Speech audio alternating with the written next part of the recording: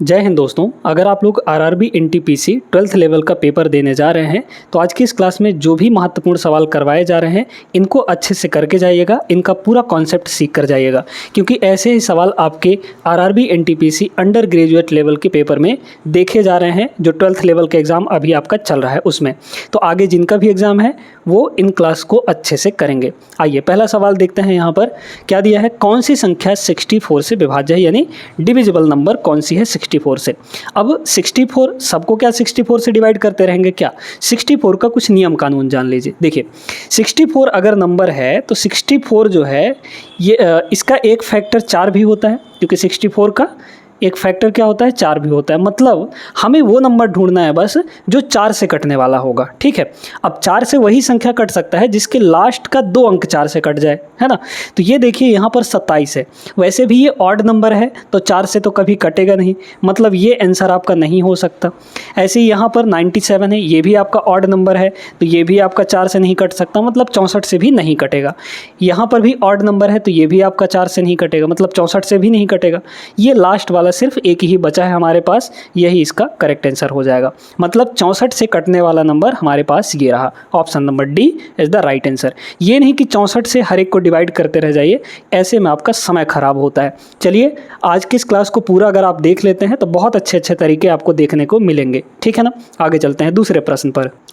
Second question देखिएगा, निम्नलिखित में से कौन सी संख्या 12 से डिविजिबल है। अब 12 का रूल तो आप लोग जानते नहीं होंगे, है ना। तो एक चीज़ बताते हैं यहाँ पर, देखिए ये जो 12 है, इस 12 को ऐसे 2 फैक्टर में तोड़िए कि उन फैक्टर्स के बीच में कुछ भी कॉमन नहीं होना चाहिए। जैसे अगर हम 6 और 2 में इसको लिखते हैं तो 6 और 2 में क्या कॉमन होता है, 2 कॉमन हो जाता है। लेकिन अगर हम इसी 12 को 3 मल्टीप्लाई 4 कर दें, है ना, 3 मल्टीप्लाई 4 कर दें तो 3 चौक 12, और इस 3 और 4 में कुछ भी यहाँ पर कॉमन नहीं है, तो जो संख्या 3 और 4 दोनों से कटेगी वही संख्या 12 से कटेगी। तो बस यही आपको चेक करना है कि कौन सी संख्या 3 से भी और 4 से भी दोनों से कट रही है, ठीक है। 3 का नियम भी जानते हैं आप लोग, 4 का रूल भी जानते हैं। 4 का रूल होता है लास्ट के 2 डिजिट कट जाएं 4 से। 3 का रूल होता है कि अंकों का योग 3 से कट जाना चाहिए, यानी कि डिजिट्स का सम 3 से कट जाना चाहिए। पहले 3 से ही चेक कर लेते हैं। देखिए यहाँ पर, देखिए तो यहाँ पर 2 1 3, 3 और 8 11, 11 4 15, तो 15 है, यहाँ पर 15 है, मतलब ये 3 से कट जाएगा, ठीक है। तो ये ऑप्शन हो सकता है। इसके बाद देखिए 6 4 10 और 3 13, 13 आपका 3 से नहीं कटता, मतलब ये संख्या 3 से नहीं कटेगी। जब 3 से ही नहीं कटेगी तो 12 से भी नहीं कटने वाली, है ना। अब यहाँ पर देखिए 12 है, चूँकि इसको 4 से कटना है तो लास्ट का 2 डिजिट कटना चाहिए 4 से, ये 4 से कट नहीं रहा है। वैसे भी ये ऑड नंबर है तो ऑड नंबर कभी भी इवन नंबर से नहीं डिवाइड होता, मतलब ये आपका आंसर नहीं हो सकता। यहाँ पर देखिए 8 और 2 10, 10 मतलब कि क्या 3 से ना कटने वाला नंबर है, तो यहाँ पर ये भी 3 से आपका नहीं कटेगा। तो बचा एक ही ऑप्शन है यहाँ पर, ऑप्शन नंबर फर्स्ट। अब इसको देखिए, ये 4 से भी कटेगा, लास्ट का 2 अंक 4 से कट रहा है ना, और 3 से भी कट रहा था ये, क्योंकि अंकों का योग 15 आ रहा था तो 15 3 से कट जाता है, मतलब ये संख्या 3 से भी कटेगी, 4 से भी कटेगी, यानी 12 से कटेगी, ठीक है। तो ऑप्शन नंबर फर्स्ट इसका करेक्ट आंसर रहा। आगे चलते हैं तीसरे सवाल पर। इसको देखिएगा, निम्नलिखित में से कौन सी संख्या 7 से डिविजिबल है। अब यहाँ पर छोटे छोटे नंबर दिए गए हैं तो इनको तो डायरेक्टली 7 से डिवाइड करके पता कर सकते हैं कि कौन सा 7 से कटेगा। पहली बात तो ये 7 से कटेगा नहीं, है ना। अब इन 3 नंबर्स को चेक कर लीजिए आप 7 से डिवाइड करके, लेकिन 7 का डिविजिबिलिटी रूल भी सीखना जरूरी है। 7 का डिविजिबिलिटी रूल क्या कहता है समझिएगा बड़े ध्यान से। जैसे हमारे पास ये नंबर है, यहाँ पर कौन सा है, यहाँ पर 687 है ना, 687। अब आपको क्या करना है ना, ये जो लास्ट डिजिट है इस लास्ट डिजिट को डबल कर दीजिए। 7 को डबल करेंगे तो 14 आएगा, है ना। और इस लास्ट के अलावा जो भी नंबर बचा हुआ है, कौन सा बचा है 68, तो 68 को लीजिए और इस अंतिम वाले का डबल करके इसमें माइनस कर दीजिए। तो 7 का डबल कितना हो जाएगा, 14 हो जाएगा। इसको देखिए घटाएंगे तो कितना आ जाएगा, ये होगा 2 और ये हो जाएगा यहाँ पर 5, तो ये 52 आया। क्या 52 7 से डिवाइड होता है? नहीं होता, मतलब ये संख्या भी आपकी 7 से नहीं कटेगी। इसको देखिए, ये क्या है 875 है, मतलब इस 87 में 5 का डबल घटा लेंगे, 5 का डबल कितना होता है 10, 10 घटाएंगे इसमें कितना आएगा 77 आएगा, और 77 तो 7 से कट जाता है ना, 11 सत्ते 77, मतलब यही नंबर आपका 7 से कटने वाला है। चाहे तो काट कर देख भी सकते हैं। क्लियर हो गया। नियम आपको क्या करना है, लास्ट डिजिट को डबल करके बाकी जो अंक बचे हुए हैं उसमें घटा देना है, ठीक है। और आने वाला जो रिजल्ट है वो आपका अगर 7 से कटता है तो मतलब संख्या पूरी 7 से कटेगी। अगर रिजल्ट हमारा घटाने पर 7 से नहीं कटता है तो मतलब पूरी संख्या 7 से नहीं डिवाइड होगी, ठीक है। क्लियर हो गया होगा ये कॉन्सेप्ट भी। आगे चलते हैं अगले सवाल पर। चलिए यहाँ पर इस सवाल को देखिए, कौन सी संख्या 44 से विभाज्य होगी। 44 चूंकि एक इवन नंबर है तो इवन नंबर से वही संख्या कटेगी जो इवन होगा, ऑड नंबर कभी नहीं कटता, इतना चीज़ ज़रूर ध्यान रखिएगा। ये लास्ट में 9 है मतलब ऑड नंबर है तो ये तो कटेगा नहीं, ये भी ऑड है तो ये भी आपका 44 से नहीं कटेगा। तो 2 ऑप्शन एलिमिनेट हो चुके हैं, ये दोनों इवन नंबर हैं। बस इसमें से देखना है कि कौन सी संख्या हमारी 44 से कटने वाली है, ठीक है। अब इस 44 को देखिए कि 44 को हम ऐसे 2 नंबर में तोड़ेंगे जिनके बीच कुछ भी कॉमन नहीं होना चाहिए। तो 11 × 4 लिख सकते हैं, वैसे 22 × 2 भी लिख सकते हैं, लेकिन 22 और 2 में कॉमन 2 होता है ना, इसलिए 44 को 11 और 4 में तोड़ दिए। अब यहाँ पर जो संख्या 11 और 4 दोनों से कटेगी वही संख्या 44 से कटेगी। तो देख लीजिए कि 4 से कौन सी संख्या कट रही है।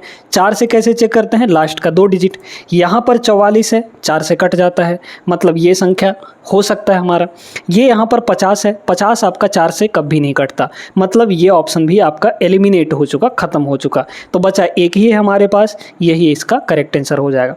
अगर 11 से चेक करना है तो कैसे चेक करेंगे भाई, देखिए ये तो 4 से कट रहा है, अब 11 से कैसे चेक करते हैं, अल्टरनेट डिजिट्स को जोड़ लीजिए। अल्टरनेट हमारे पास क्या क्या है, 3 3 4 4 है यहाँ पर।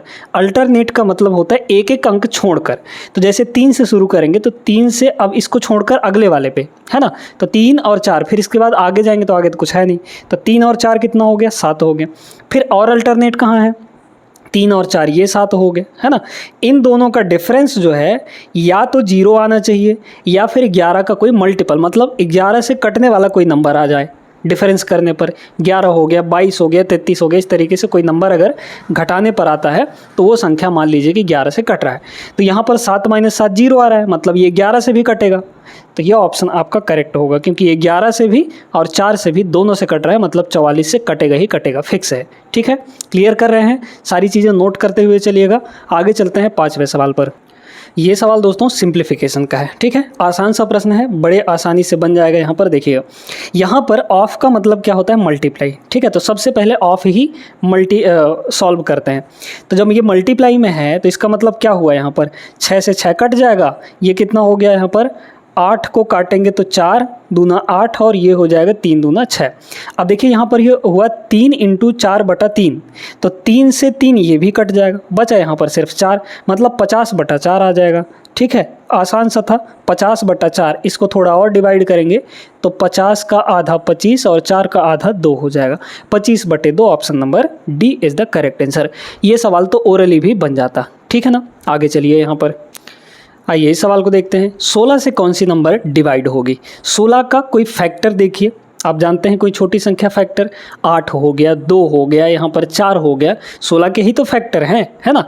तो अगर कोई संख्या 16 से कट रही है तो इसका मतलब 16 के फैक्टर से भी वो नंबर कटेगा, है ना। तो बस देख लीजिए, 16 का एक फैक्टर 4 होता है, 4 से देखिए कौन कौन कट रहा है ना। 4 से अगर इसको देखा जाए तो ये तो कटेगा नहीं, मतलब पहला ऑप्शन खत्म हो गया। इसको देखिए, लास्ट में 82 है, 82 आपका 4 से नहीं कटता है भाई, 4 दूना 8 बच गया, 2 यहाँ पर, है ना। तो ये भी आपका 4 से नहीं कटेगा, मतलब ये भी ऑप्शन नहीं होगा हमारा। इसको देखिए, लास्ट में 02 है, तो क्या 02 कभी 4 से कटेगा, 02 तो छोटा है ना 4 से, तो नहीं कट पाएगा, मतलब ये भी आपका ऑप्शन एलिमिनेट हो चुका है। बचा है हमारे पास एक ही ऑप्शन, यही इसका करेक्ट आंसर हो जाएगा। तो 16 से कटने वाला सिर्फ एक ही ऑप्शन है, 1584, ठीक है, समझ में आ गया होगा। तो अगर कोई नंबर किसी संख्या से कट रही है तो इसका मतलब वो उसके फैक्टर से भी कटने वाला है, यानी उसके गुणनखंड से भी कटने वाला है, ठीक है। आगे चलते हैं, चलिए इसको देखते हैं। ये भी एक बेहतरीन क्वेश्चन है, हालांकि आसान है, बहुत आसान है। यहाँ पर 7 का स्क्वायर है, ठीक है भैया, 7 का स्क्वायर लिख लिया हमने। 7 का स्क्वायर मतलब 7 का 2 बार मल्टीप्लाई, यहाँ 7 का क्यूब है तो यहाँ पर 7 का 3 बार मल्टीप्लाई हो रखा है ना, डिवाइड बाई। अब ये 49 है तो 49 का स्क्वायर रूट कितना होता है, 7 होता है। फिर मल्टीप्लाई, इसके बारे में हमें यहाँ पर जानकारी चाहिए, है ना। ये जो 2401 है ये आपका 49 का वर्ग होता है, यानी कि 2401 का जो वर्गमूल होगा वो होगा 49, ठीक है। यहाँ पर 49 हो जाएगा। क्लियर हो गया बात कि नहीं? कैसे होगा, अब इसको कैसे निकाल सकते हैं आप लोग? देखिए यहाँ पर लास्ट में 01 है, तो 01 किसका स्क्वायर आता है? लास्ट में जो 01 है वो किसका स्क्वायर आता है?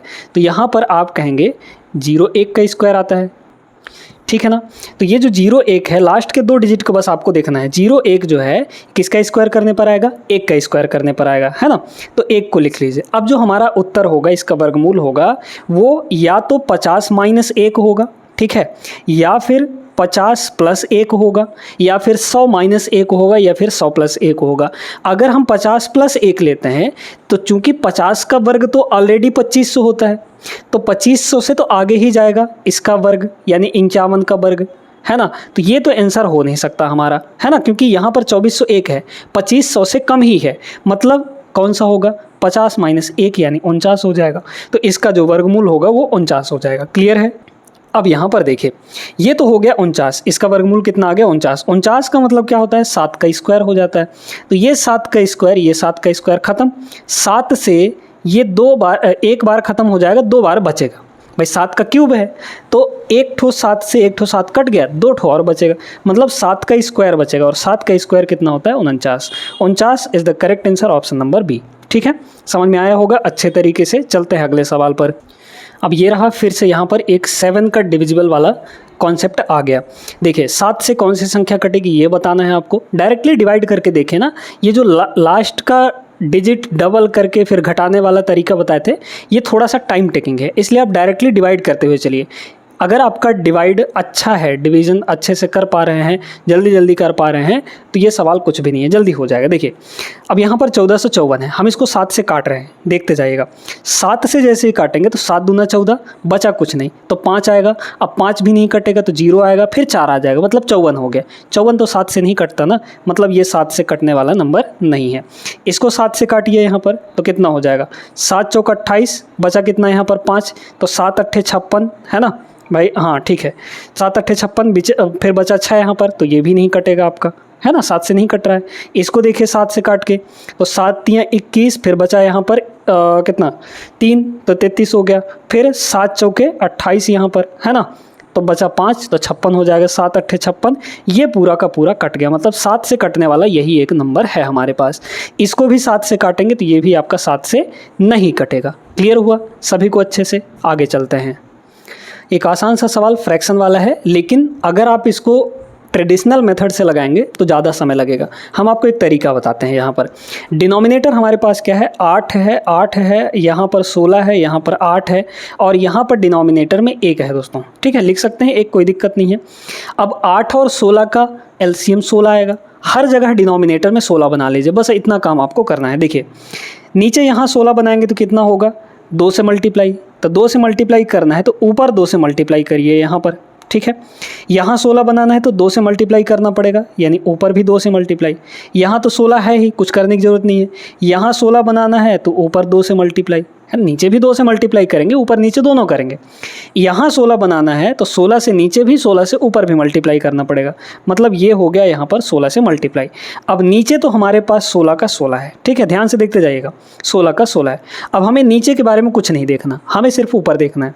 ये हो गया 4, ये हो गया 4, ये हो गया 1, ये हो गया 4, और इसमें से 16 ये माइनस से चूँकि तो घटा देंगे, है ना, यानी कितना हो गया? 4, 4 8, 4 12 और 1 13, 13 में से 16 घटा देंगे, मतलब कितना आएगा? 13 - 16, 13 - 16 करेंगे तो माइनस का 3 और divide by 16, -3/16 is the correct answer, option number first होगा। तो ये होता है, इसको आप ओरली भी लगा सकते थे, बहुत ज़्यादा इसमें कठिन नहीं था, बस एक लाइन का आंसर आता, ठीक है, समझ में आया ना? आगे चलते हैं। 10वां सवाल ये रहा दोस्तों, कौन सी संख्या 81 से कटेगी? अब 81 से कटने का रूल क्या होता है कि भाई 81 से कट रहा है तो मतलब ये अपने फैक्टर से भी कटेगा, है ना। तो 81 का एक फैक्टर यहाँ पर 9 भी होता है, ठीक है, 9 भी होता है एक फैक्टर। 9 से चेक कर लीजिए कौन सी संख्या कट रही है। देखिए 9 से अगर पहले ऑप्शन को चेक करेंगे तो 5 और 4 9। 9 का रूल क्या कहता है, अंकों का योग 9 से कटना चाहिए, यानी डिजिटल सम 9 से कट जाए, डिजिट्स का सम। ठीक है, तो 5 और 4 9 कट गया 9 से। यहाँ पर 8 और 5 13 है, 13 9 से नहीं कटता, ये आंसर नहीं हो सकता, कतई भी नहीं हो सकता। अच्छा इसको देखते हैं, 5 3 8 और 8 4 12, 12 आपका 9 से नहीं कटता है, मतलब ये आंसर भी नहीं होगा आपका। ठीक है, फिर इसके बाद इसको देखिए, यहाँ पर 6 4 10 और 8 7 15, 15 और 10 कितना हो गया, 25 हो गया। 25 भी आपका 9 से नहीं कटता, ये आंसर नहीं होगा आपका। बचा एक ही है आपके पास, कोई ऑप्शन और है नहीं, तो 4 यही है, यही आपका करेक्ट आंसर होगा। वैसे भी अगर आप इसको देखेंगे तो 11 और ये 5 2 7, 11 और 7 18, 18 9 से कट जाता है, मतलब यही संख्या आपका 81 से कटने वाला है। क्लियर हुआ कि नहीं अच्छे तरीके से? आगे चलते हैं 11वें सवाल पर। डिविजिबिलिटी रूल का ये एक बेहतरीन सवाल है ना। कह रहा है 8 अंकों की संख्या जो है वो 9 से विभाज्य है, तो P का मैक्सिमम वैल्यू कितना होगा? अधिकतम मान का मतलब होता है मैक्सिमम वैल्यू। ये जो डिजिट एक P दिख रहा है यहाँ पर, इसका मैक्सिमम वैल्यू हमें बताना है कब, जबकि ये संख्या 9 से डिवाइड हो रही है। 9 का रूल लगाना है। 9 का डिविजिबिलिटी रूल कहता है कि अंकों का योग 9 से कट जाए। हमारे पास जो संख्या है वो क्या है, यहाँ पर संख्या पहले लिख लेते हैं, 3 1 4 2 5 P है ना, फिर उसके बाद 9 9, ठीक ना। अब इसमें रूल लगाइए। रूल क्या कहता है कि यहाँ पर 9 से कटने वाला देखना है कि 9 9 कौन कट जाता है। तो देखिए ये तो 9 कट गया, ये भी 9 कट जाएगा 9 से, 4 और 5 मिलाकर ये भी 9 से कट जाएगा। बाकी कौन कौन से बचे हैं यहाँ पर, 3 1 4, 4 और 2 6, यहाँ पर हो गया 6, और यहाँ पर P है ना, 6 प्लस P। अब हम इस P की वैल्यू क्या ले लें, P की वैल्यू क्या ले लें कि यहाँ पर ये 9 से कटने वाला बन जाए। तो देखिए P की जो मैक्सिमम वैल्यू ले सकते हैं वो 9 है, क्योंकि P एक डिजिट है यानी अंक है, तो अंक हम सिर्फ 9 तक ही ले सकते हैं, 0 1 2 3 4 5 6 7 8 9। उसके बाद अगर 10 लेंगे तो 10 क्या है, एक नंबर बन जाता है, वो डिजिट नहीं है ना। तो P की मैक्सिमम वैल्यू तो 9 ले सकते हैं, है ना। लेकिन आप ऑप्शन में देखिए यहाँ पर कि अगर हम मैक्सिमम वैल्यू 8 लेते हैं तो 8 रखेंगे तो 8 14 हो जाएगा। 14 तो 9 से कटता नहीं, मतलब ये तो होगा नहीं, P की वैल्यू इसको ले नहीं सकते। इसके बाद अगर 5 लेते हैं यहाँ पर तो 6 5 11 हो जाएगा, ये भी नहीं होगा। अगर 4 लेते हैं तो 6 4 10, ये भी नहीं होगा। हाँ 3 ले लेंगे अगर P की वैल्यू तो 6 3 9 हो जाएगा, यानी P की जो वैल्यू है यहाँ पर कितनी हो जाएगी, 3 के बराबर। 6 3 9, यानी 9 से ये कट जाएगा फिर। ठीक है, तो ऑप्शन नंबर डी यहाँ पर करेक्ट आंसर है। P की जो मैक्सिमम वैल्यू है वो 3 हो जाएगी। क्लियर हो गया कि नहीं? आगे चलते हैं। 12वां सवाल ये रहा आपके सामने, कौन सी संख्या 22 से विभाज्य है, 22 से डिविजिबल है। 22 चूंकि एक इवन नंबर है यानी सम संख्या है, तो सम संख्या को ही काटेगी। तो यहाँ पर ये सम संख्या नहीं है तो ये ऑप्शन तो हो नहीं सकता, ये भी एक सम संख्या नहीं है, ऑड नंबर है, तो ये भी आंसर नहीं हो सकता, है ना। अब देखिए यहाँ पर ये सम संख्या है, ये भी आपका सम संख्या है, तो इन्हीं दोनों में से कोई एक आंसर होगा।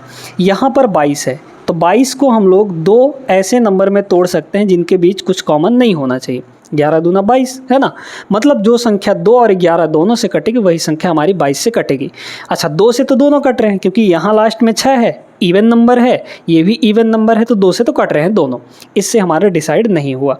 अब हम 11 का रूल लगाएंगे, जो संख्या 11 से कट जाएगी वही आपका आंसर होगा। यहाँ देखिए अल्टरनेट, 11 का रूल अल्टरनेट होता है। 7 और 6 हो गया 13, है ना।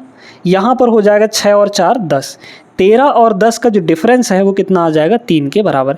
क्या ये 11 से कट रहा है? नहीं कट रहा है, मतलब ये आंसर आपका नहीं हो सकता। ठीक है, डिफरेंस आपका 11 से डिविजिबल आना चाहिए तभी वो 11 से कटेगा। अब ये 11 से नहीं कट रहा है तो मतलब 22 से नहीं कटेगा, तो 3 ऑप्शन तो एलिमिनेट हो चुके हैं। अब इसको चेक करने की कोई ज़रूरत नहीं है हमें, यही आपका आंसर हो जाएगा। ठीक है, समझ पा रहे हैं अच्छे से कि नहीं? आगे चलते हैं।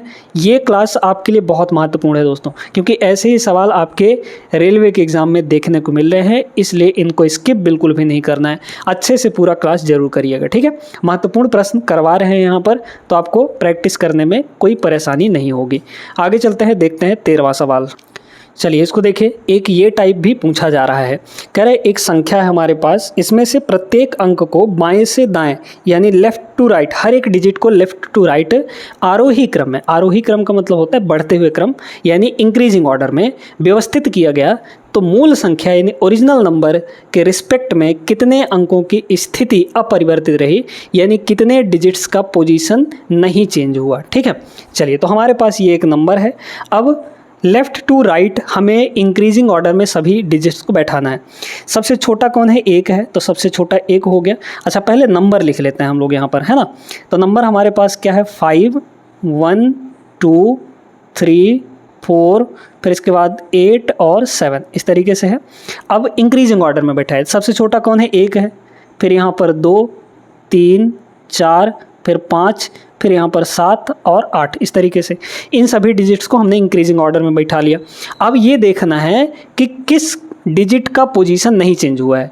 देखिए 5 चेंज हो गया है ना, मिलान कर लीजिए कहाँ पर सेम नंबर है, बस ये देखना है आपको। यहाँ 5 एक अलग अलग है, यहाँ 1 2 अलग अलग है। भाई ये 1 यहाँ आ गया है, ये 5 यहाँ चला गया है, तो पोजीशन चेंज हुआ कि नहीं? 2 यहाँ आ गया है, 3 यहाँ आ गया है, 4 यहाँ पर आ गया है, और 8 जो है यहाँ लास्ट में चला गया है, 7 जो है सेकंड लास्ट में आ गया है। तो सब का पोजीशन यहाँ पर चेंज हुआ है, यानी कोई भी ऐसा डिजिट नहीं है जहाँ पर उसका पोजीशन न चेंज हुआ हो, है ना। तो एक भी नहीं होगा यहाँ पर। ऑप्शन नंबर फर्स्ट इसका करेक्ट आंसर, नो वन, यानी कोई भी ऐसा डिजिट नहीं है जो अनचेंज्ड हो, जिसका पोजीशन अनचेंज्ड हो। क्लियर हो गया ना? आगे चलते हैं हम लोग। क्वेश्चन नंबर 14 देखिएगा। 125 plus under root 344 plus under root 289, इसको अंदर से सॉल्व करना स्टार्ट करते हैं। ये सवाल तो बहुत आप लोग लगाए होंगे, है ना, आसान सा प्रश्न है ये। 289 का वर्गमूल कितना होता है? 17। ठीक है, 344 में अगर 17 जोड़ देंगे तो कितना आएगा? 361 आ जाएगा। और यहाँ पर 361 आ गया ना, ये दोनों मिलकर 361। 361 का वर्गमूल कितना हो? चूँकि यहाँ पर भी वर्गमूल लगा है, 361 का वर्गमूल होता है यहाँ पर 19। मतलब ये हो गया 125 और 125, है ना, 125 और प्लस यहाँ तक का आंसर कितना आएगा? 19 आ जाएगा। अच्छा इन दोनों को जोड़ेंगे तो कितना आएगा? 144। 144 का वर्गमूल कितना हो जाएगा? 12। तो 12 इसका करेक्ट आंसर रहा, ऑप्शन नंबर डी। सिंपल सा प्रश्न होता है ये, एक लाइन में आंसर आ जाता है। मतलब इसमें कुछ पेन वेन चलाने की ज़रूरत वैसे पड़ती नहीं है, ओरली कर सकते हैं इस सवाल को। इसको देखिएगा, बोर्ड मास का सिंपल सा प्रश्न है। यहाँ पर ये दिया गया है आपके सामने, इसको लगाइए। चलिए लगाते हैं, यहाँ पर देखते हैं क्या दिया गया है कि भाई यहाँ पर सबसे पहले आप लोग डिवीज़न को सॉल्व करते हैं। बोर्ड मास है ना, तो डिवीज़न, फिर उसके बाद मल्टीप्लाई, फिर उसके बाद एडिशन और सब्ट्रैक्शन, है ना। तो पहले डिवीज़न को सॉल्व किया जाए। डिवीज़न यहाँ पर ये रहा, है ना। तो ये 95 डिवाइड बाई कितना है यहाँ पर? 13। तो 13 से ये 7 बार में कट जाएगा, है ना। आप चाहें तो इसको ऐसे भी लिख सकते हैं, इस तरीके से 91 डिवाइड बाई 13, इस तरीके से लिख लिए। फिर मल्टीप्लाई यहाँ पर 9 है, 3 का स्क्वायर 9, माइनस यहाँ देखिए इसको अगर डिवाइड करेंगे तो ये 7 आ जाएगा, और 8 का 7 से मल्टीप्लाई कर लेंगे। ठीक है, तो 8 सत्ते 56 और यहाँ पर 7 5 12, 126 हो गया, ये हो गया 126। फिर इसके बाद यहाँ प्लस का 11 है, तो ये हो गया प्लस का 11 इक्वल जेड। इसी की वैल्यू हमें फाइंड करनी है। देखिए 13 से ये कट जाएगा 7 बार में, 7 नहीं 63, 63 और 11 कितना होगा? 63 और 11, 63 और 11 ये आपका 74, 74 में से 126 घटा लेंगे, यूनिट डिजिट लगाइए। यूनिट डिजिट यहाँ पर ये 14 हो जाएगा। एक सेकंड, ये बड़ा है ना, तो बड़े में से छोटे घटाएंगे, मतलब 6 में से 4 गया तो 2 आएगा, लास्ट में 2 आना चाहिए, वो भी नेगेटिव वैल्यू के साथ। तो ऑप्शन नंबर डी हो जाएगा। कहीं भी यूनिट डिजिट में 2 आपको नहीं दिख रहा है, सिर्फ एक ही ऑप्शन में है, तो option number D is the correct answer. Question number 16 देखिएगा, आसान सा सवाल है, बन जाना चाहिए, है ना। बस इसी में आपको दिक्कत आएगा, तो इसका भी एक तरीका बता रहे हैं। देखिए ये तो हो गया आपका 2 का स्क्वायर माने कि 4 हो गया, ठीक है। फिर आपका 9 का क्यूब, तो 9 का क्यूब है तो 9 का क्यूब को ऐसे ही रहने दीजिए अभी। यहाँ पर 4 का वर्गमूल 2 हो जाएगा, 2 से तो ये 2 बार में कट जाएगा, इसकी तो कोई टेंशन नहीं है। बात करते हैं इसकी। अब ये देखिए, बड़े गौर से समझिएगा इस चीज़ को। ये है दोस्तों आपका 6500, है ना, 6500 है। मतलब किसके स्क्वायर के आगे है? किसके स्क्वायर के आगे है? अगर 70 का स्क्वायर करेंगे तो 4900 आएगा, 80 का स्क्वायर करेंगे तो 6400 आएगा, और अगर 90 का स्क्वायर करेंगे तो 8100 हो जाएगा। मतलब बहुत ज़्यादा चले गए। तो ये जो वैल्यू है ये आपका 80 के स्क्वायर और 90 के स्क्वायर के बीच में है कहीं पर, भाई 80 का स्क्वायर 6400, 90 का स्क्वायर कितना होता है यहाँ पर 8100 हो जाएगा। लेकिन ये जो वैल्यू है वो ज़्यादा किसके करीब है, 80 के स्क्वायर के करीब है। अब यहाँ पर 80 से आप देखिए कितना हम थोड़ा सा बढ़ा दें कि स्क्वायर करने पर ये मिल जाए हमें, है ना। तो यहाँ पर यूनिट डिजिट का प्रयोग करिए। ये देखिए एक किसका स्क्वायर करने पर आता है, एक का स्क्वायर करने पर ही आता है ना। एक जो है एक का स्क्वायर करने पर ही आता है। तो सीधे सीधे यहाँ पर कितना हो जाएगा, 80 में एक जोड़ देंगे हम लोग, तो 80 और 1 81। ठीक है, सीधे सीधे भाई एक यूनिट डिजिट रहेगा तभी ना लास्ट में एक आएगा, या फिर 9 रहेगा। तो 9 अगर करेंगे तो 80 9 89 हो जाएगा। लेकिन 89 तो बहुत ज़्यादा चला जाएगा, 89 का स्क्वायर बहुत ज़्यादा हो जाएगा, इसलिए 81 का स्क्वायर होगा ये, है ना। यानी कि इसका जो वर्गमूल है वो कितना आ जाएगा, 81 आ जाएगा। और 81 होता कितना है, 9 का स्क्वायर होता है। मतलब ये जो वैल्यू है पूरा 9 स्क्वायर के बराबर है। सीधे सीधे ये हो गया 2 बार, और 2 बार 9 कट जाएगा, एक बार यहाँ पर 9 बचेगा, है ना। तो 9 गुणे 2 यानी कि 18। 18 is the correct answer. Option number यहाँ पर बी इसका सही जवाब हो जाएगा। आगे चलते हैं क्वेश्चन नंबर 17 पर। इसको देखिएगा, ये सवाल बस देखने में भयंकर लग रहा है लेकिन है बहुत आसान, बस तरीका सीख लीजिए आप। यहाँ पर देखिए 31 की पावर 10 और नीचे यहाँ पर 31 की पावर 9 है। मतलब यहाँ पर 31 जो है 10 बार मल्टीप्लाई हुआ है, यहाँ पर 31 सिर्फ 9 बार मल्टीप्लाई हुआ है। तो 9 बार 31 से यहाँ पर 9 बार 31 कट जाएगा, सिर्फ एक ही बार 31 बचेगा ऊपर में, है ना। ठीक है, अब यहाँ पर 2 बार 14 जो है, यहाँ पर 2 जो है 14 बार मल्टीप्लाई हुआ है, यहाँ 2 जो है 15 बार मल्टीप्लाई हुआ है। तो 14 बार से 14 बार कट जाएगा, एक बार बचेगा 2, मतलब 1 ठो 2 बचेगा यहाँ पर। ऐसे यहाँ पर 84 की पावर 5 है, यहाँ 84 की पावर 6 है, तो 5 बार तो कट जाएगा 84, एक बार बच जाएगा और मतलब 84 यहाँ पर और बच जाएगा। बस इसे हमें मल्टीप्लाई करना है, लेकिन आप पूरा मल्टीप्लाई मत करिएगा, यूनिट डिजिट लगाइए। यहाँ देखिए 2 1 कम 2 और 2 चौके 8, मतलब हमारा यूनिट डिजिट 8 आना चाहिए, जो कि सिर्फ एक ही ऑप्शन में है, बी में। ठीक है, क्लियर हुआ ना। पूरा सॉल्व नहीं करना है दोस्तों, पूरा सॉल्व करने लग जाएंगे तो फिर आपका गड़बड़ है ना। इसका मतलब फिर आप तरीके नहीं सीखे हैं, आप कॉन्सेप्ट अच्छे से नहीं पढ़े हैं, तो वहाँ पर फिर आपका समय बहुत ज़्यादा कंज्यूम होता है। आगे चलिए देखते हैं क्वेश्चन नंबर 18। देखिएगा, इस टाइप का एक क्वेश्चन हम लोग कर चुके हैं। ठीक है, 9 का डिविजिबिलिटी रूल वाला एक क्वेश्चन कर चुका है, ये दूसरा है। तो आप चाहें तो वीडियो रोक कर इसको लगा सकते हैं। फिलहाल यहाँ पर देखिए, पहले तो सबसे यहाँ पर पहले देखते हैं कि 9 का रूल है, मतलब जितने अंक मिलाकर 9 हो जा रहे हैं उनको हटा दीजिए।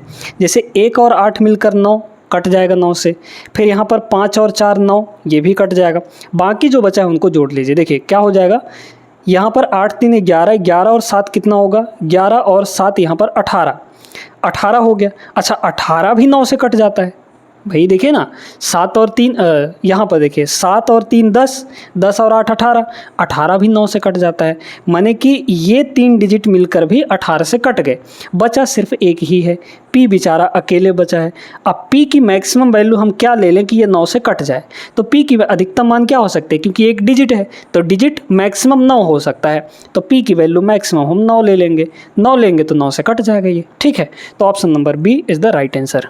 आगे चलिए देखते हैं अगला सवाल। देखिए दोस्तों, अब यहाँ पर आपको रेकरिंग वाला कॉन्सेप्ट समझाते हैं, क्योंकि रेकरिंग वाले जो क्वेश्चन है ना वो हर एक एग्ज़ाम में हर बार पूछे जाते हैं, हर एक शिफ्ट में पूछा जाता है, तो इनको छोड़ना आपके लिए बेवकूफ़ी होगी, इसलिए अच्छे से समझ लीजिए। रेकरिंग में क्या होता है कि कुछ डिजिट पॉइंट के बाद रिपीट होने लगते हैं। जैसे फॉर एग्ज़ाम्पल यहाँ पर क्या है कि ये जो 1 है, अब बड़े ध्यान से समझिएगा इसको, इस पर कई सारे सवाल आपको करवा के और अच्छे से बताएंगे हर एक टाइप का लेकर।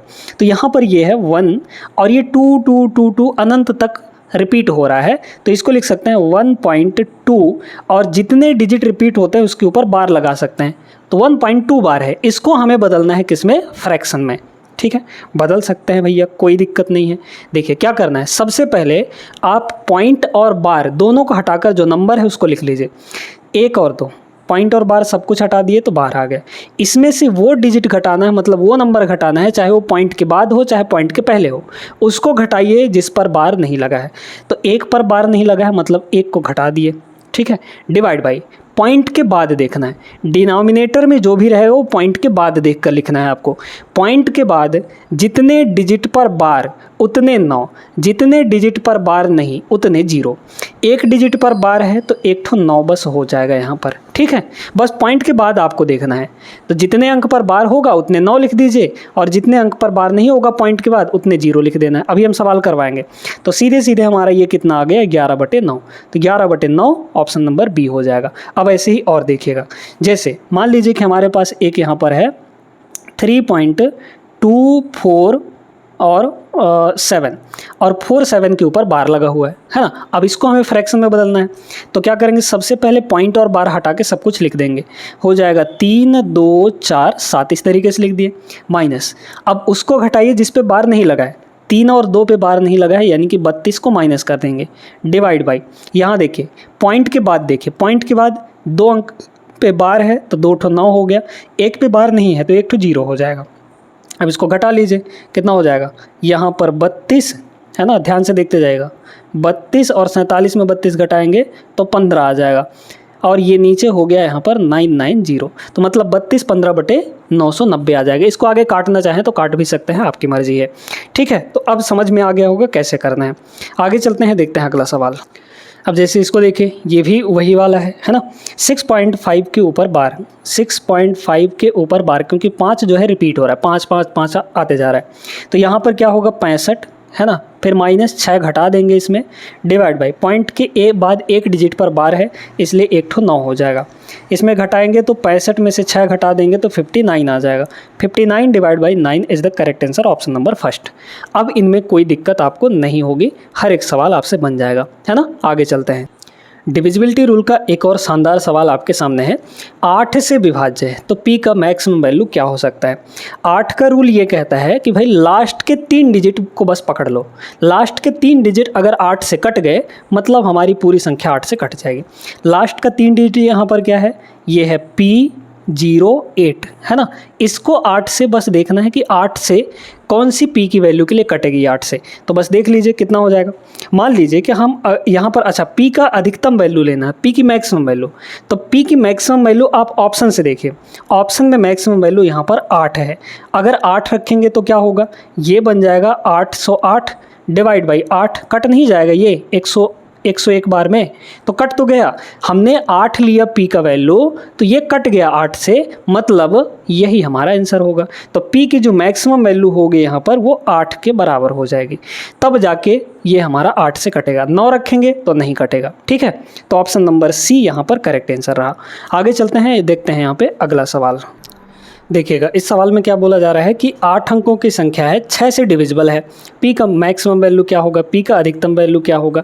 इस टाइप का सवाल बहुत देखने को मिलता है, हर एक सवाल हर एक एग्ज़ाम में देखने को मिलता है, इसलिए इनको लगा जरूर लीजिएगा। यहाँ पर 6 का रूल देखना है। 6 का रूल क्या है, अब भाई 6 का तो कोई इंडिविजुअल रूल नहीं होता, इसलिए 6 को ऐसे 2 नंबर में तोड़िए कि उनमें कॉमन भी नहीं होना चाहिए। तो 6 जो है 2 और 3 से मिलकर बना है, मतलब जो संख्या 2 और 3 दोनों से कटेगी वही संख्या हमारी 6 से कटेगी। तो ये 6 से कट रहा है, मतलब ये 2 और 3 दोनों से कट रहा होगा। 2 से तो कट ही रहा है, क्यों, क्योंकि लास्ट में 2 है, यहाँ पर इवन नंबर है ये। तो जब इवन नंबर है तो 2 से तो चलिए पक्का है कि कट रहा है। अब हमें चेक करना है 3 से, तो 3 से अगर ये कटेगा तो इसका मतलब अंकों का योग 3 से कटना चाहिए। हमारे पास जो नंबर दिया गया है वो कितना दिया गया है यहाँ पर 59044 p और 2 और 2, ठीक है, इस तरीके से। अब इसमें देखिए 3 से काटना है, हमें 3 से काटना है, तो कौन कौन अंक 3 से कट जाएगा। देखिए ये 3 से कट गया है ना, 5 और 4 मिलाकर 3 से कट गया, फिर यहाँ पर 4 और 2 ये 6 कट गया 3 से, बस यही बचे हैं हमारे पास। ये बचा है p और 2 बचा है यहाँ पर, तो p + 2। अब यहाँ पर ये हमारा 3 से कटना चाहिए, तो 3 से कटना चाहिए और हमें p की वैल्यू मैक्सिमम लेनी है। p की वैल्यू मैक्सिमम क्या ले सकते हैं, क्योंकि एक डिजिट है, 9 ले सकते हैं। 9 लेंगे तो 9 2 11, 3 से नहीं कटेगा। 8 लेंगे तो 8 और 2 10, 3 से नहीं कटेगा। तो 7 ले लीजिए, 7 और 2 9 हो जाता है, मतलब यहाँ पर इसकी जगह पर क्या होना चाहिए 7 होना चाहिए। मैक्सिमम देखना है हमें ना भाई, मैक्सिमम तो 9 लिए, 9 में नहीं हुआ, 8 लिए, 8 में भी नहीं हुआ, 7 ले लिए, 7 में हो गया हमारा। तो p की मैक्सिमम वैल्यू 7 हो जाएगी। ऑप्शन नंबर फर्स्ट इसका करेक्ट आंसर रहा, ठीक है। क्लियर हुआ ना। आगे चलते हैं और सवालों को देखेंगे। तो यहाँ पर देखते हैं अगला सवाल। अच्छा, अब इस सवाल में देखिए, कुछ सवाल ऐसे पूछ लिए जाते हैं ना जो बिल्कुल एकदम लल्लू लाल होते हैं, मतलब और फिर भी इनमें कुछ बच्चे क्या करते हैं कि टाइम बर्बाद करते हैं अपना, जबकि ये सवाल बहुत आसान होते हैं। आप देखिए नंबर्स को, डिजिट्स को बड़े ध्यान से देखिए और अपने ऑप्शंस को देखिए।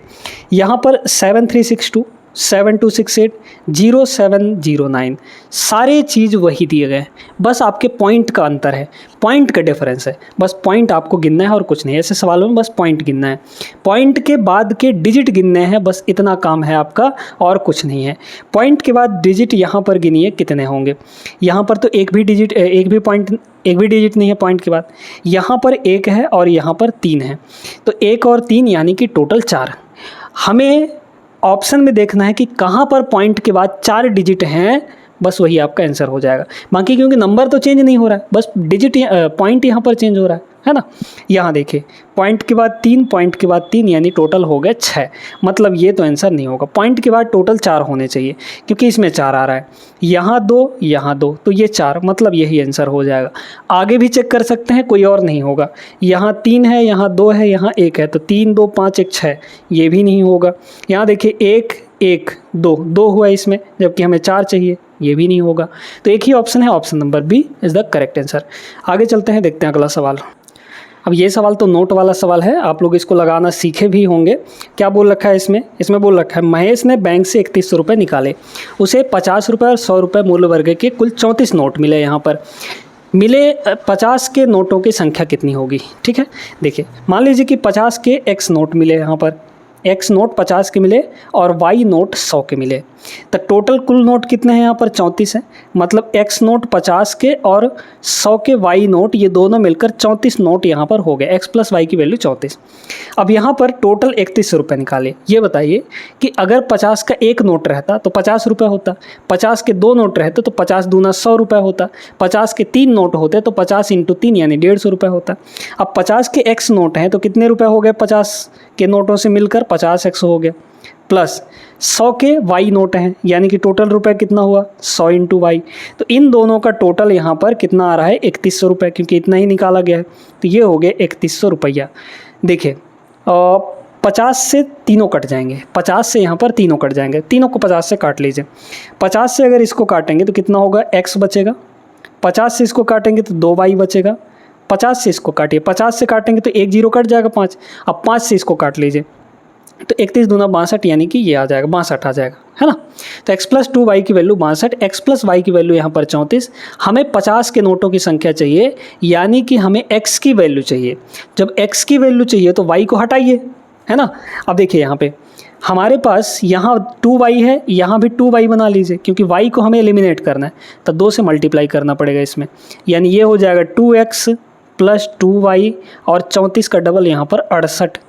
फिर यहाँ पर देखिए x प्लस 2y, है ना, और इक्वल यहाँ पर 62, मतलब कितना आ गया, सीधे सीधे ये तो ख़त्म, घटाएंगे अगर तो माइनस माइनस माइनस, मतलब कितना हो गया, ये ख़त्म हुआ, 2x में से 1x गया तो x बचा और यहाँ पर 6 आ जाएगा, मतलब 6 नोट होंगे।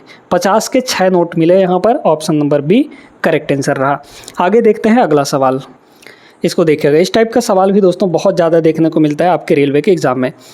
यहाँ पर 13,874 में कौन सी सबसे छोटी संख्या जोड़ी जाए, क्या इसमें ऐड कर दें कि जो आए वो 67 से पूरी तरीके से डिविजिबल हो जाए, है ना।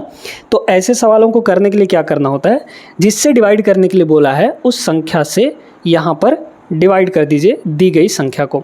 हमारे पास दी गई संख्या है कितनी, 13,874, 13,874, इसको डिवाइड कर लीजिए 67 से, है ना। तो 2 बार जाएगा, 2 बार चला जाए, कितना हो जाएगा, 7 दूना 14, 134 हो जाएगा, 134 कितना आया यहाँ पर 4 और ये हो जाएगा 7, है ना। तो भाग तो जाएगा नहीं, इसलिए 0। फिर यहाँ पर ऊपर से 4 आ गया, एक 0 लगा चुके हैं तो 4 उतार सकते हैं। अच्छा कितनी बार जाएगा यहाँ पर, ये आपका 60 है ना, तो और यहाँ पर आपका 48, तो 6 48, मतलब ज़्यादा हो जाएगा, है ना। तो 8, 6 बार ले जाइए यहाँ पर, 6 बार ले जाएंगे तो अगर, अच्छा 7 बार भी ले जा सकते हैं, 6 7 42, 7 बार ले जाइए तो 7 7 49 का 9 बचा 4 और 6 7 42, 42 और 4, है ना, 42 और 4 यहाँ पर 46, ठीक है। 7 बार जाएगा यहाँ पर, कितना आ गया देख लीजिए, तो 74 में 69 अगर घटा दें तो 5 बचेगा, सिर्फ 5 बचा है यहाँ पर। अच्छा, अब आपको यहाँ पर देखना है, देखिए ये अगर इस सवाल में अगर ये बोला जाता कि किस संख्या को घटा दें, तो घटाने के लिए उसी को घटाते हैं जो एक्स्ट्रा होता है। भाई देखिए ये 5 आपका एक्स्ट्रा बचा हुआ है, इसी को अगर इसमें से माइनस कर दें अपनी संख्या से तो हमारी संख्या कटने वाली आ जाएगी। लेकिन बोला गया है कि कौन सी संख्या ऐड की जाए, कौन सी संख्या जोड़ी जाए इसमें। इस 5 में हम ऐसा क्या जोड़ दें कि ये 67 से कटने वाला कोई नंबर बन जाए। तो 67 इसको बनाना है, मतलब कितने की और ज़रूरत है, 62 की और ज़रूरत है यहाँ पर। अगर 5 में 62 जोड़ देंगे तो मतलब ये 67 बन जाएगा और 67 से कट भी जाएगा। तो यहाँ पर जो हमारा आंसर होगा वो 62 होगा। कौन सी संख्या जोड़ी जाए, 62 अगर जोड़ देंगे तो 67 से कट जाएगा। अच्छा, अगर पूछा जाता कौन सी संख्या घटाई जाए तो यही जो रिमाइंडर बचा है उसी को घटा देंगे तो हमारा आ जाएगा यहाँ पर आंसर। ठीक है, क्लियर हो गया। तो इस टाइप के सवाल अब आपसे नहीं छूटेंगे। आगे एक और सवाल देखते हैं हम लोग। क्वेश्चन नंबर 26 देखिएगा। वह छोटी से छोटी संख्या ज्ञात कीजिए जिससे 6760 को गुणा करने पर यह एक पूर्ण वर्ग संख्या बन जाए। अच्छा, पूर्ण वर्ग बनाना है हमें, यानी कि एक परफेक्ट स्क्वायर नंबर बन जाए। कौन सी इसमें संख्या मल्टीप्लाई कर दे तो, है ना। वैसे तो ये सीधा सीधा एक नंबर दिख रहा है ना, तो बड़े आसानी से इसको लगा सकते हैं, लेकिन आपको अच्छे से तरीके से समझाएंगे। देखिए पहले एक तरीका देखिए, यहाँ पर आपके पास 6760 है ना, 0 है मतलब 10 का मल्टीप्लाई हुआ है, तो ऐसे लिख सकते हैं। ये 676 अपने आप में एक पूर्ण वर्ग संख्या, क्यों, क्योंकि 26 का स्क्वायर 676 होता है, यानी ये तो हमारा परफेक्ट स्क्वायर है। अब हमारे पास ये जो 10 है ये अकेला है, तो परफेक्ट स्क्वायर बनाने के लिए पेयर में होता है। 10 का पेयर बनाइए। पेयर बनाने के लिए क्या है, क्योंकि ये तो पेयर में है, क्योंकि इसको क्या लिख सकते हैं, 26 × 26 लिख सकते हैं, 26 × 26, और यहाँ पर है 10। अब इसका पेयर नहीं है तो इसका पेयर बनाइए ना, तब तो पूर्ण वर्ग बनेगा, यानी तब तो परफेक्ट स्क्वायर बनेगा। तो इसका पेयर बनाने के लिए किससे मल्टीप्लाई करना पड़ेगा, 10 से।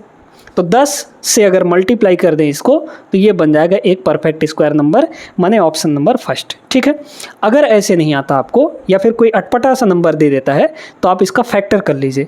फैक्टर देखिए यहाँ पर कितना है, 6760 है ना, 6760 है यहाँ पर। काट लीजिए इसको, काटेंगे अगर तो कितना हो जाएगा, 2 से पहले काटते हैं, है ना, या 5 से काट लीजिए, किसी से भी काट लीजिए, अपनी मर्जी है। 10 से काट लीजिए, कोई दिक्कत नहीं है, क्योंकि लास्ट में 0 है तो 10 से कटेगा। तो 10 से अगर काटेंगे तो कितना हो जाएगा, 676 बचेगा, है ना, क्योंकि 10 से कट गया। फिर अगर इसको 2 से काट दें तो 2 से काटेंगे कितना हो जाएगा, 3, और यहाँ पर 2 × 3 = 6 और 2 × 8 = 16, ये हो गया। फिर 2 से कटेगा, 2 से काट लीजिए, तो 16 × 2 = 32 और 9, ये 169 है, 13 का स्क्वायर होता है, मतलब 13 और फिर 13, फिर यहाँ पर 13 और ये 1 हो गया। यानी इसको हम लोग क्या लिख सकते हैं, देखिए 10 × 2 × 2 फिर मल्टीप्लाई 13 और मल्टीप्लाई यहाँ पर 13। पेयर में जो होगा वो तो होगा ही हमारा, ये दोनों पेयर में है पूर्ण वर्ग, ये दोनों पेयर में है पूर्ण वर्ग, ये बस पेयर में नहीं है, इसका पेयर हमें चाहिए तो 10 से मल्टीप्लाई करना पड़ेगा। यानी वो छोटी से छोटी संख्या 10 होगी जिसको अगर इससे मल्टीप्लाई कर दें तो ये एक परफेक्ट स्क्वायर नंबर बन जाएगा। ठीक है, तो क्लियर हो गया होगा अच्छे तरीके से जितने भी सवाल आपको करवाए गए हैं इस क्लास में। ये बहुत महत्वपूर्ण सवाल है दोस्तों। अगर आपका कोई डाउट है तो आप कमेंट करिए या फिर नंबर दिया गया है उस पर आप मैसेज कर सकते हैं। अपना जो भी डाउट होगा उसको सॉल्व करने की कोशिश ज़रूर की जाएगी।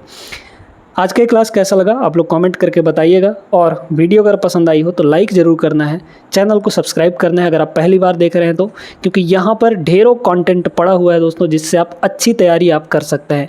इस चैनल पर इतने बेहतरीन वीडियोज़ पड़े हुए हैं जिनको आप लोग देखते ही नहीं हैं, देखा करिए, है ना, बहुत कुछ सीखने को मिलेगा यहाँ से। आपको मैथ्स एकदम आसान लगने लगे, इतना बेहतरीन कॉन्टेंट यहाँ पर पड़ा हुआ है। इसलिए इस चैनल को सब्सक्राइब कर लीजिए और डेली बेहतरीन वीडियोज़ आती हैं उनको देखिए आप लोग, यहाँ से आपका मैथ्स इंप्रूव हो जाएगा। और मैथ्स में गारंटी है कि आप अच्छा स्कोर करके आएंगे, हर एक टॉपिक यहाँ पर करवाया गया है। ठीक है ना, तो मिलते हैं अगले क्लास में ऐसे ही बेहतरीन प्रश्नों के साथ, ऐसे ही बेहतरीन वीडियो के साथ। तब तक के लिए जय हिंद।